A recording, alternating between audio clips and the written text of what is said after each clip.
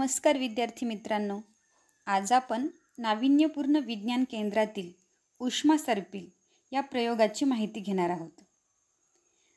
उष्मा सर्पिल या मॉडेलचे बटन चालू करा आणि त्यात असणाऱ्या सर्पिल कात्रणाचे निरीक्षण करा।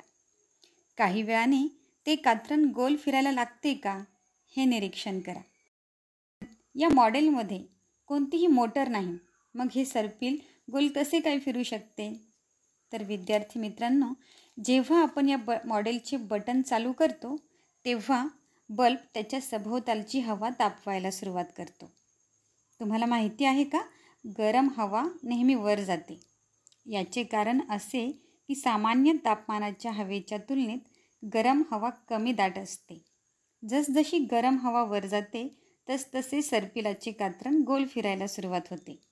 हीच संकल्पना नैसर्गिकरित्या पृथ्वीवर उपलब्ध आहे, जेथे समुद्राच्या पाण्याचे वायूमध्ये म्हणजेच वाफेमध्ये रूपांतर होते आणि आकाशात ढग तयार करण्यासाठी वर जाते। ही संकल्पना हॉट एअर बलून्समध्ये देखील लागू होते। फुग्याच्या आतील हवा गरम करण्यासाठी बर्नर वापरला जातो। हवा फुग्याच्या आकारात बंदिस्त झाल्याने ती स्वतःसह फुग्याला देखील वर उचलते। याचा अर्थ या प्रयोगावरून असे सिद्ध होते की गरम हवा नेहमीच वर जाते।